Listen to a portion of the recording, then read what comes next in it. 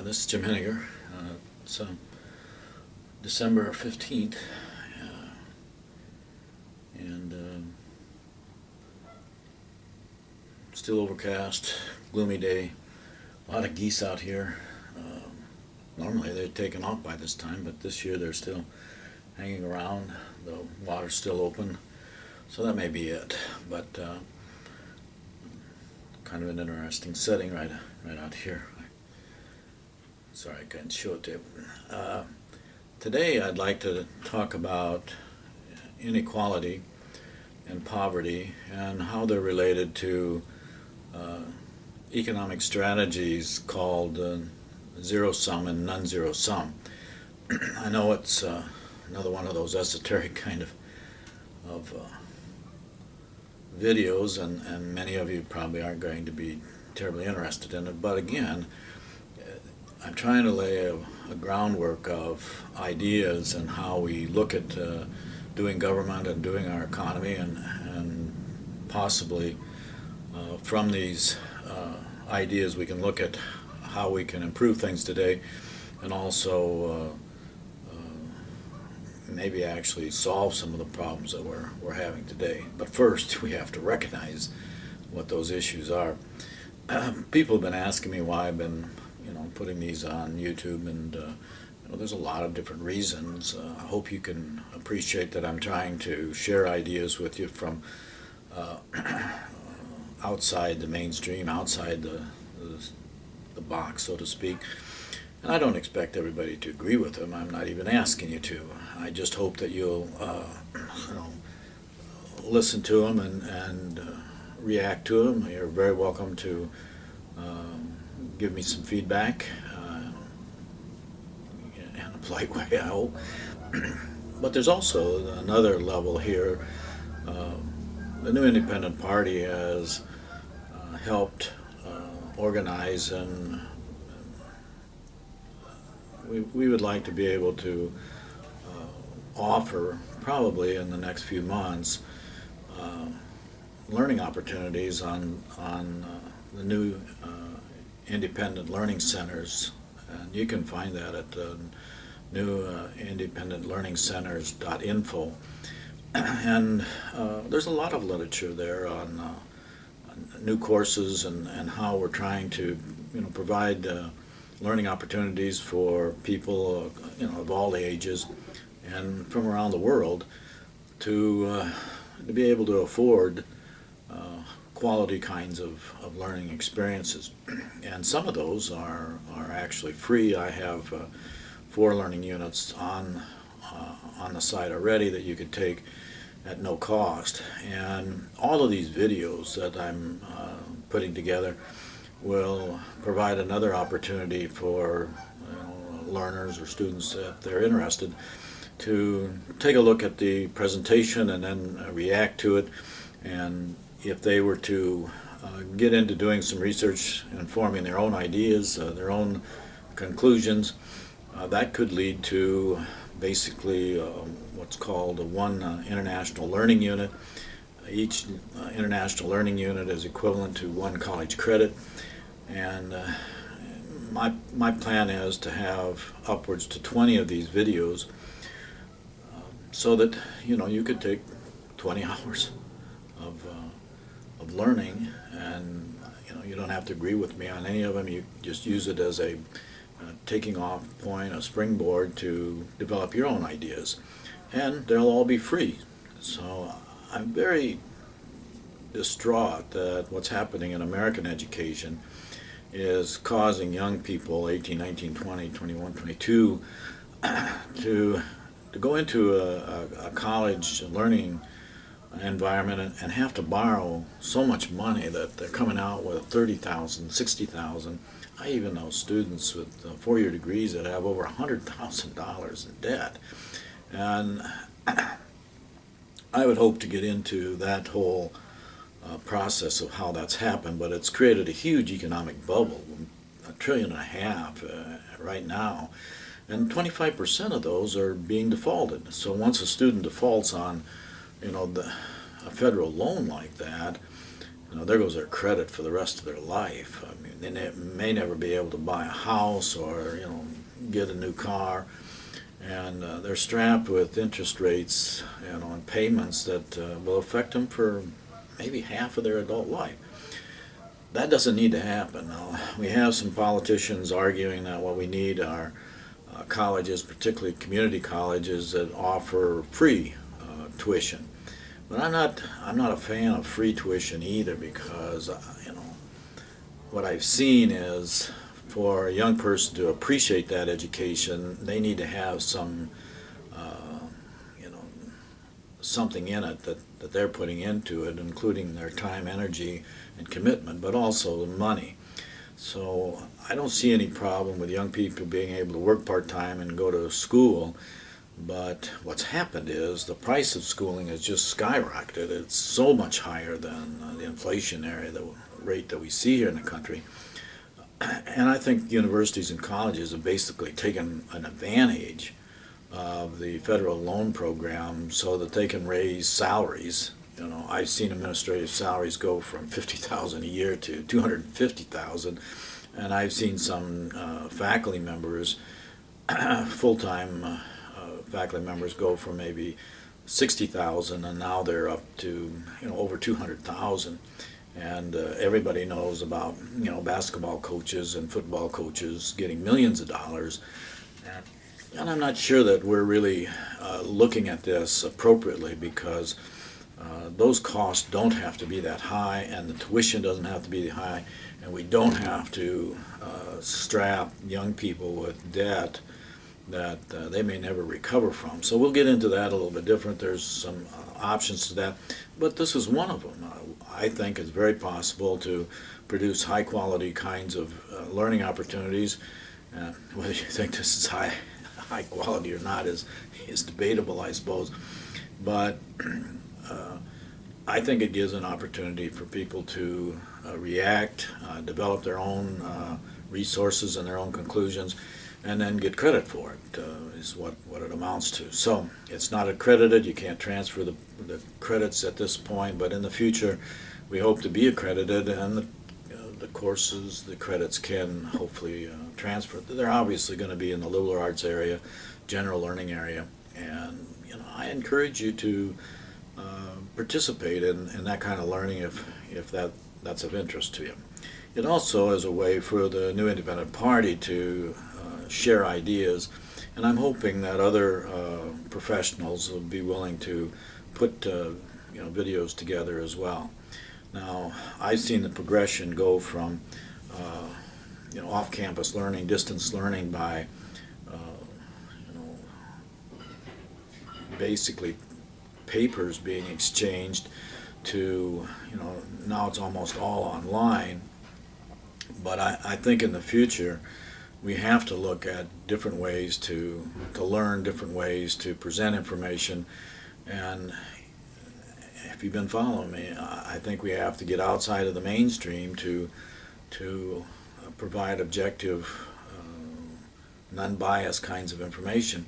Today I saw an article on the internet where a number of studies have been done in the science area, and they identified hundreds of prominent scientists and how much influence they had on the mainstream, what got published because of their stature and their reputation.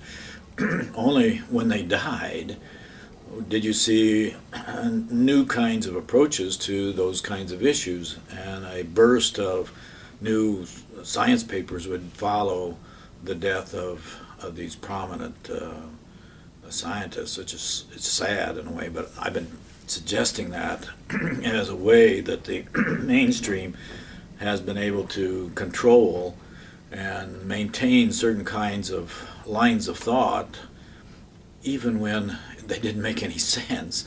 And I think that's something that we would like to do with these videos, is just open it up to give you some chance to look at things from different perspectives.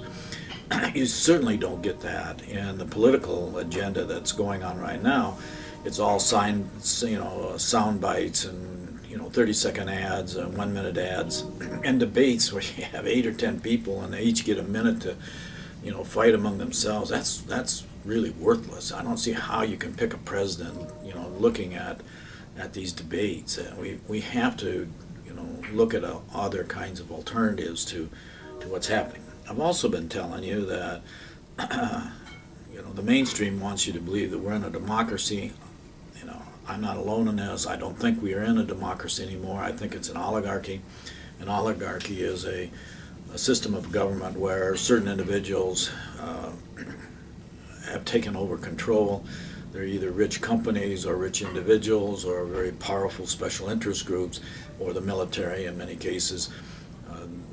They form the government. They have, varying degrees of control over it, and that's what I'm suggesting.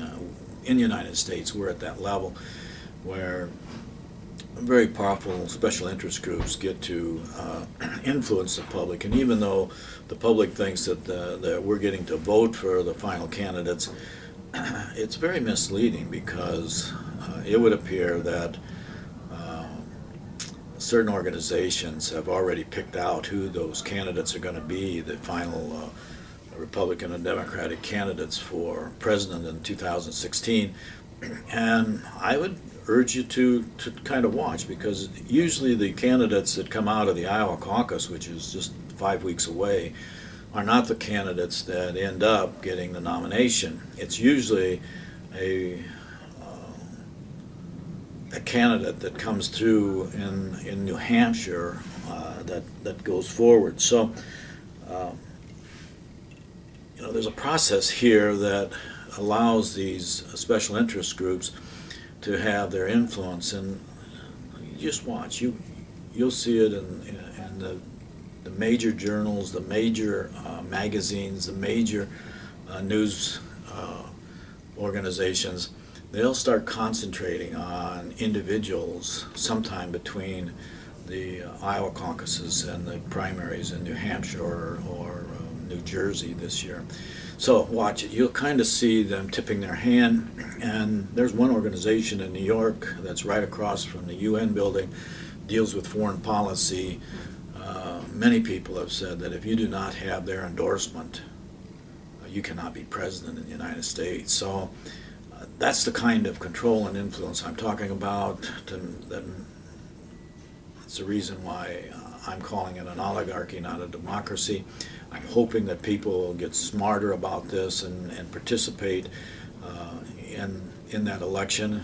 I think there's still a chance for independent thinking candidates to come forward and possibly win. But even if we don't win, at least we should have the chance to share ideas and get a discussion going on these issues. The other thing that I've been suggesting to you is that the mainstream wants us to think that we're in a state of capitalism, economic capitalism, but we're not. Capitalism implies laissez-faire, kind of a free exchange of goods and services, and depending on supply and demand. But that's not really happening anymore. There's certainly elements of that going on, but it has everything to do with who has the credit, who's issuing the credit, who gets the credit, who has the huge amount of money to invest in companies and stocks. And again, we're coming down to the very same special interest groups, powerful companies that are able to manipulate our economy. And in one of the last videos, I explained how they deliberately have the economy go up and go down.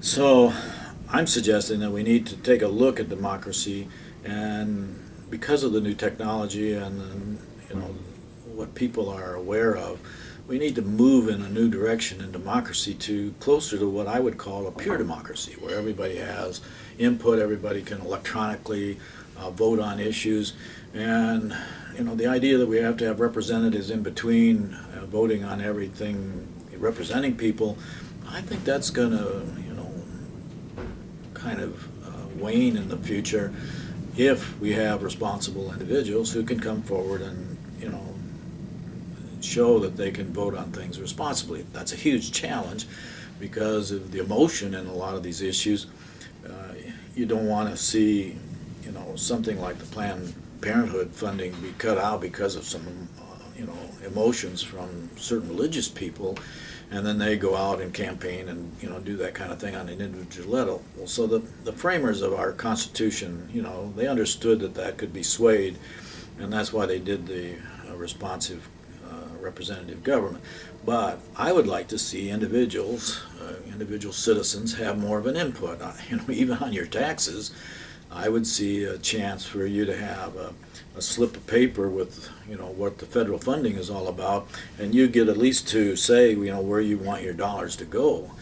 Nobody even asks us that, and I think that would be very appropriate. I could see having websites, federal websites, that showed the issues before they were going to be voted on, so that the elected congressmen or senators could get a feeling for how the public actually was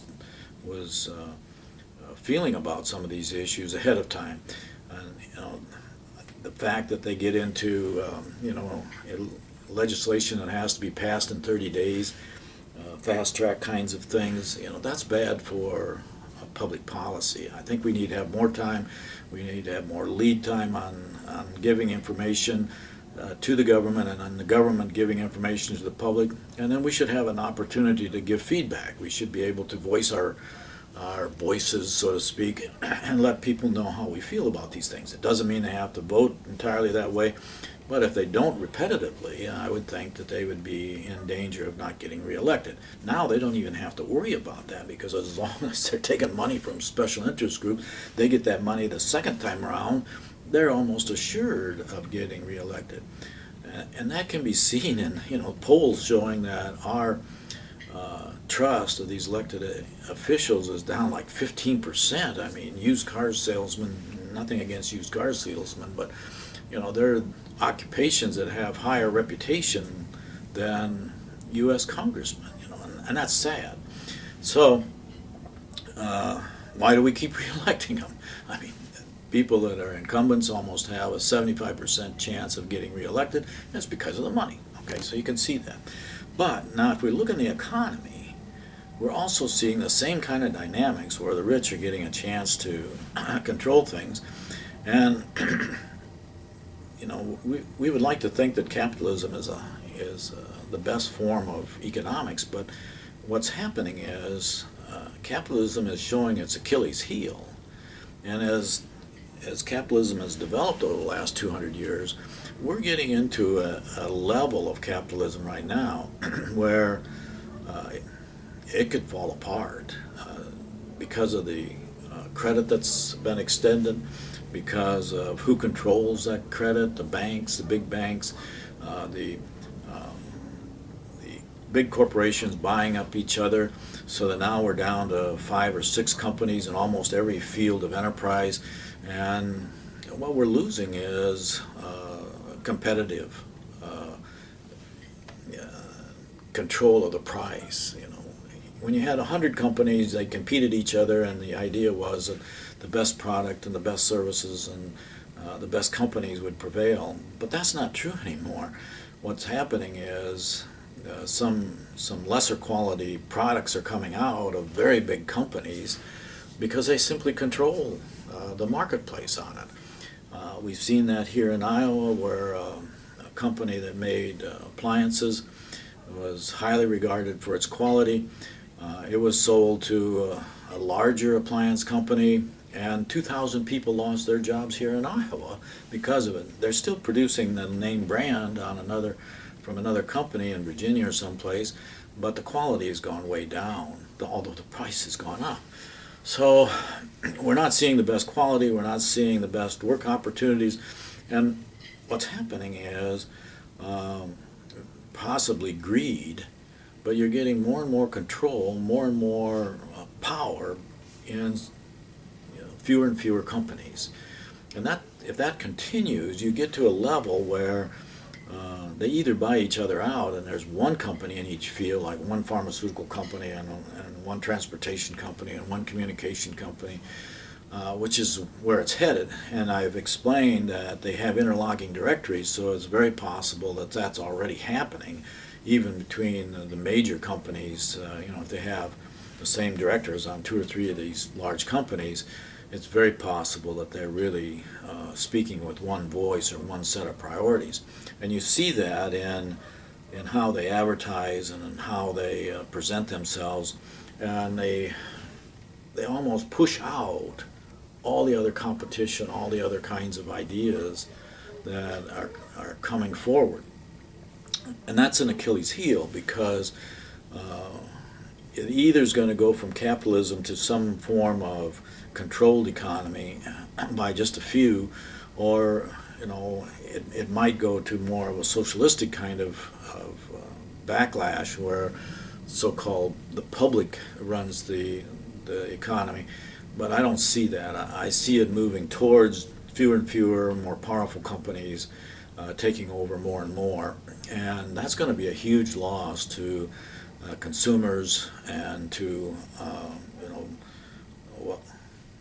what their income level is. And that's where we get into this idea of inequality. In the United States, we obviously are seeing the wealthy get wealthier and the poor get poorer, and that's called inequality. If you look around the world, the United States is one of the worst countries. I think we're the fourth country, and there's only three countries worse off than we are as far as the spread between the poor and the rich, which is an irony, because people think that we're a rich country, and we have so many people that are very, very wealthy, and they keep this image going that we're all rich, but we're really not. And it's confusing, because when you see these statistics, they keep changing, and it has to do with how those statistics are brought forward, how they're what they're measuring, and they do change, and I think it's hard to have the general public understand what's going on in some cases. But in the United States, we could probably pretty fairly say that the top 20% is controlling at least 60% of the income. And it's probably much smaller than that. We're probably down to maybe 10% that controls 50-60%. But when you're looking at assets, you're looking at maybe 20% controlling 80% of the assets. So you can see the smaller and smaller number of people controlling the assets and the income. And that's where this, the 1% or 2% kind of backlash came out several years ago, where the top 1% in the United States, they're bringing in salaries of $6 million or $10 million a year, and they have assets in the billions. So you can look at it from just an equality, fairness point of view.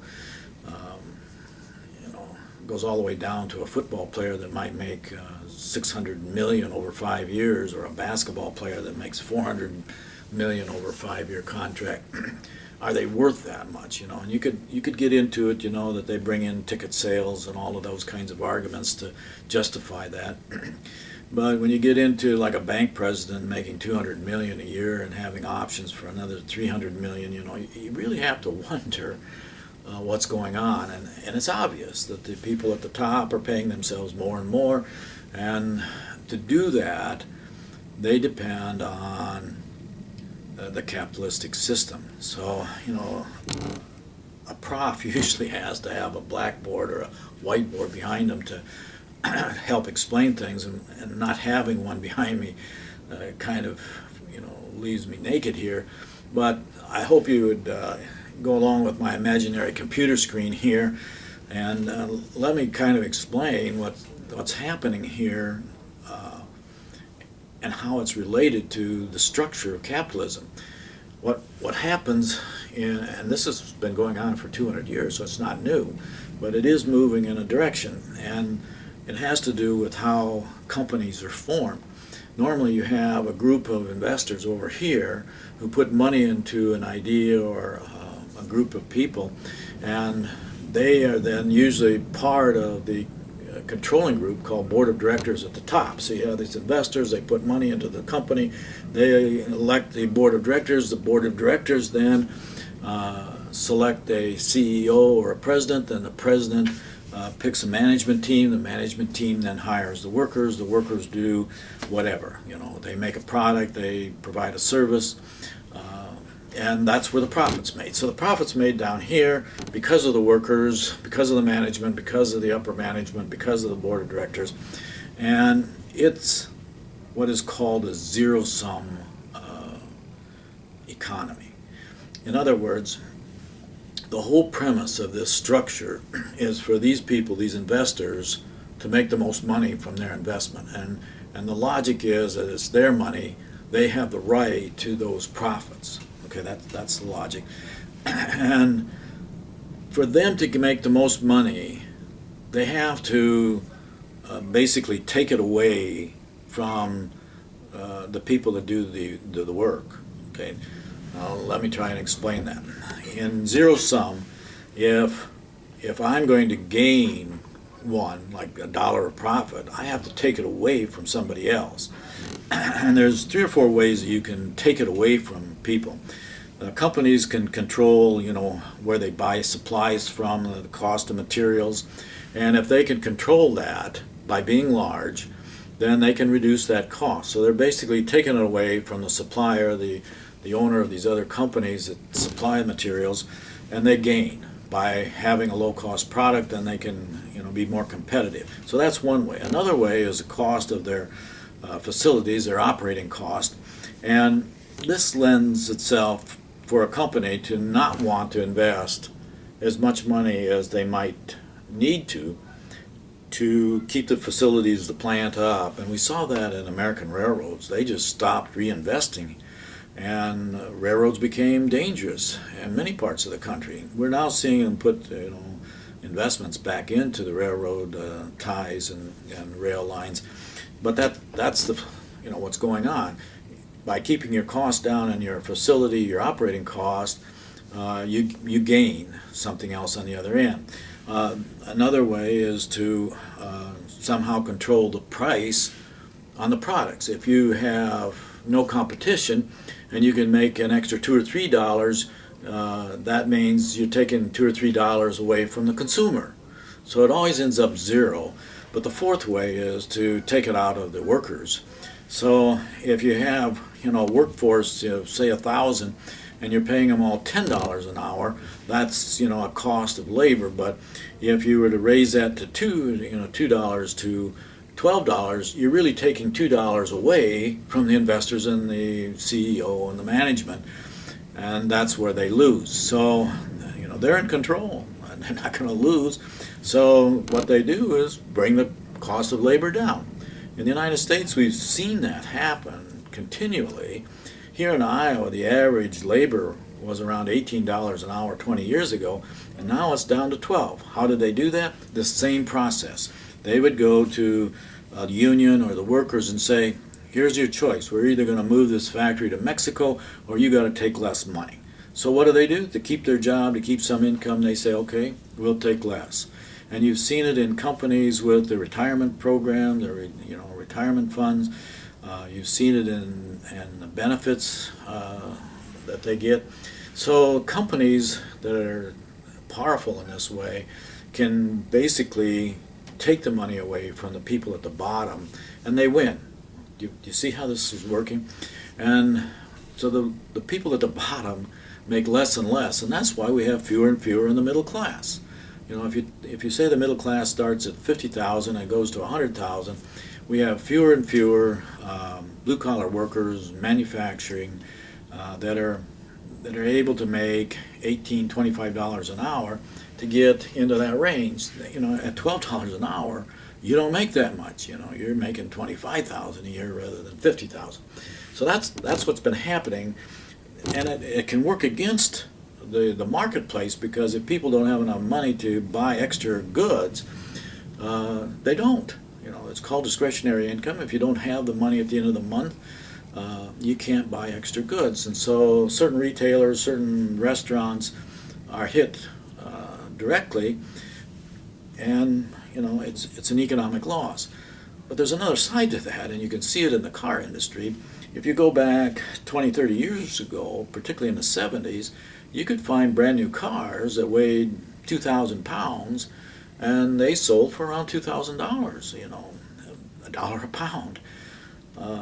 Today, those same cars, they probably weigh a little bit more, but they're selling for 30,000. Okay, but instead of selling 6 million like they were doing 30 years ago, 40 years ago, now they're only selling maybe 2 or 3 million cars. Okay, so on the surface, you would think that the car industry would want to be manufacturing and selling 6 million cars rather than 3 million cars. But if you look at the difference, if they were making 30% of $2,000 40 years ago, and now they're making, say, 20% of 30,000, who comes out farther ahead? They're making more money on fewer sales than they did 40 or 50 years ago. And so people that are making more money can afford the cars. They just don't need to make cars for everybody anymore. That means that more and more people are going unemployed. And you can see that in the United States. If we have 45, 50 million people on food stamps, those are people that aren't making it. Okay? If you see that, they say that our unemployment is at 5%, but it's probably, it could be as high as 20% if you added everybody that was working part-time and had given up and have gone on to Social Security. So it would appear that we're way out of balance. We're not providing economic opportunities for everybody. We're not giving opportunities for income that everybody can have a reasonable kind of lifestyle, and it's going down for most of the people. The other people at the other end, because of this way the capitalism is structured, they're making more money because they can give themselves more money. Okay, so the balloon is being pushed upwards and they're making more money at the top. It's being squeezed out of the bottom people and the consumers, and that'll end in tragedy. I mean, it cannot continue, because what you're going to do is create a poor class of people who someday are going to say, I'm tired of this, I'm not going to take it anymore, and we're not going to buy your cars, we're not going to work for you. And it leads to a welfare state, and we're really moving in that direction right now. So that's zero sum. Now, I'm a proponent of a different strategy completely, which is non-zero sum. And I think as Americans and Europeans and all over the world, we need to move from this zero sum to non-zero sum strategies in the economy. And in a non-zero strategy, you're not worrying about somebody gaining two and the other people losing two and it coming out zero. You're interested in developing strategies, business strategies where everybody can gain or everybody lose. Okay, we've seen that in some companies since 2008. Those companies that were employee-owned, in other words, a majority of the ownership was in the hands of the employees. The profits were divided out to the employees. Those companies have prospered in many cases, and you have to look at why. Okay, so on this column we have the capitalistic zero-sum corporate structure, and over here we have a new structure called employee-owned, which is not new. It's been around for hundreds of years. They were first called co-ops and cooperatives, and then in Europe we had different kinds of names for them after the Spanish War. But they've always been around. Now we're seeing the opportunity for much larger companies who get into financial problems basically sell the stock back to their company employees, and almost all the airlines today are employee-owned in one form or another. Now you have some companies that have on their truck they're employee-owned, and we have some here in Iowa, but it's not the exact same concept. If you have the 5 founders of a grocery store and they still are involved in that company and they own 80-90% of the stock, you could technically say it's an employee-owned company because they're employees, but it's not really divided out. I'm thinking of an employee-owned company as being one that at least 50% of the stock ownership is owned by the regular employees, and 50% of the profits are divided out to the employees. So we've just reversed that structure, and now you have employees who are the owners in many cases the controlling interest of the company, they get to pick their managers. And this is going on in the real world. The workers pick the managers, and the managers then vote on a CEO, and the board of directors is drawn from the workers. Okay, and they become the investors. In a lot of cases, they give up some salary to put that money back into the company, and so it's completely reversed. Instead of them making the money and the profits on the bottom and going out to the investors, like the corporate model is, they're doing all the work, they're making the profit, and the profits are coming back to them. You see the difference? It's a huge difference. There's some employee-owned companies in Ames here, and they're doing very well. They're very large companies, and the workers, they love it. I mean, they feel like they own it. They do own it. They have a voice in the company. Sometimes these companies meet on Monday and they decide, what kind of jobs each one of them are going to do during the week, and they decide what their production level is going to be, and they're very, very involved. It's participatory kind of management from the bottom up. Over here, it's top down. Okay, so it's dramatically different, and what we're seeing is that these companies are higher productivity. They can get more work done with fewer people because, people are getting that profit.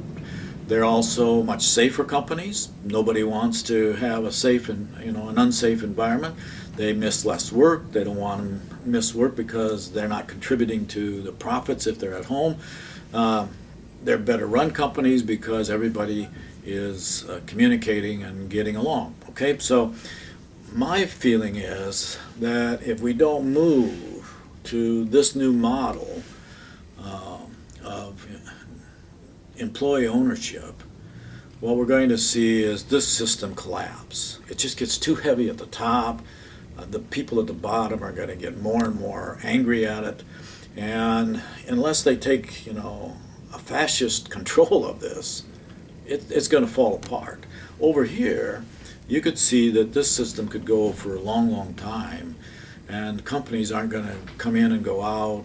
They're not going to sell their stock to, have a higher bidder. They just won't turn as often as these companies are. And I think the quality of work is going to be, for the worker, is going to be better environment, and for the company, they're may not going to show this higher profit ratios, but their revenues could still be the same. They just are moving those revenues and profits to their workers, and I think the workers would love this, if they had that opportunity. Well, what can government do in that? Well, they can create all kinds of tax incentives. I could see a day where employee-owned companies don't pay any taxes, any corporate income taxes, and that would give a huge boost to companies operating pretty much like Subchapter S corporations do today, where all the profits go back to the workers. So it's a huge difference between one structure than the other. And so I'm going to argue that the problems we're having in our economy are systemic, they're structural, and it's because of the greed in the system that we have today.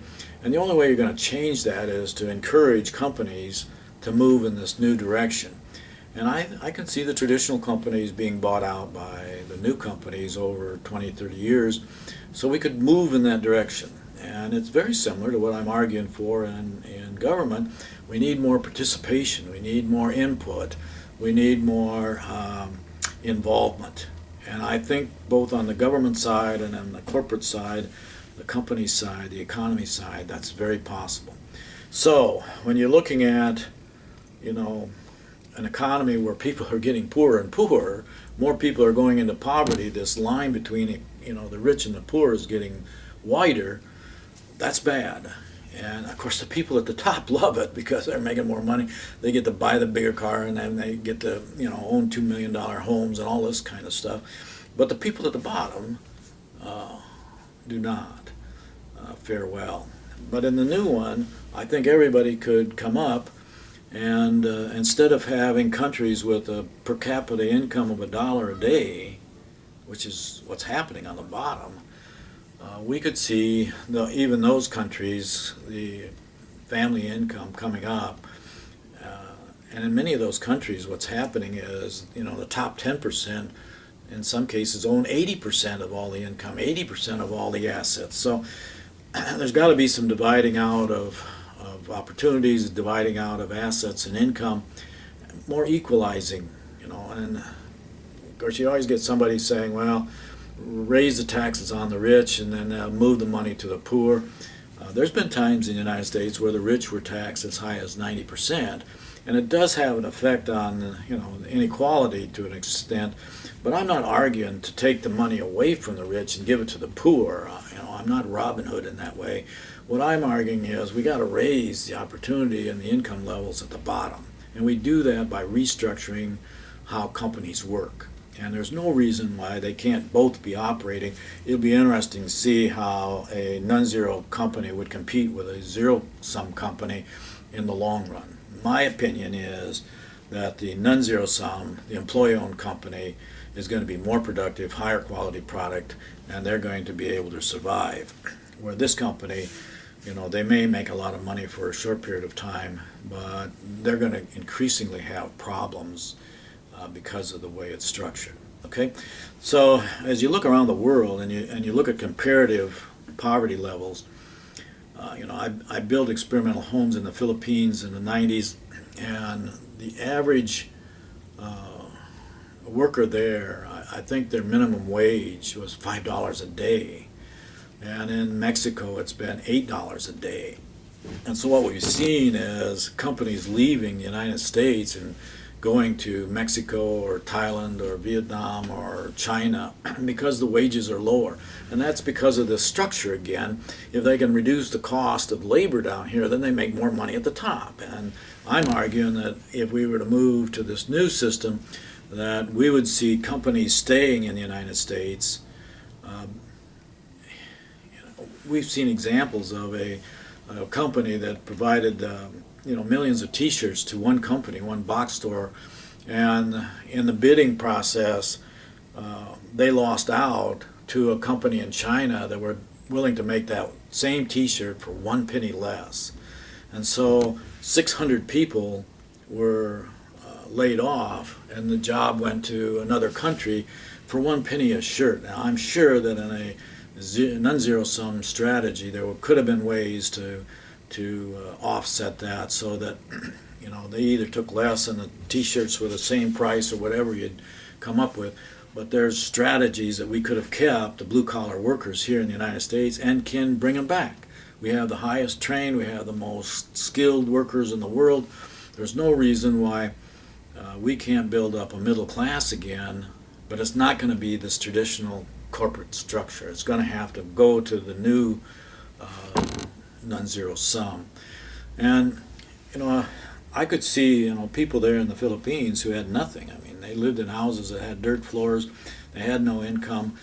They have a concept where some people are high poor because they own a house and they have a regular income, which might only be equal to $60 or $100 a month to us, but it's a regular income.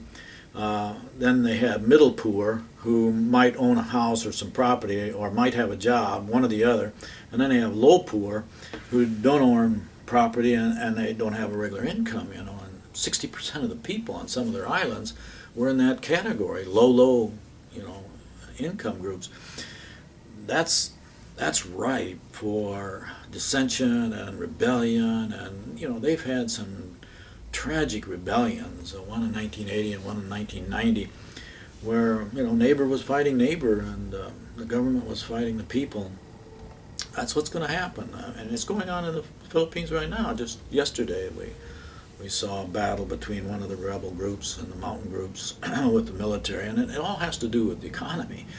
So I'm suggesting that we can raise the bottom up without necessarily taking it away from the top. If more people have discretionary money, markets can expand, GDP can expand. It doesn't mean that you have to take one from the top and give it to the bottom. You can expand the middle and everybody come out of it better off.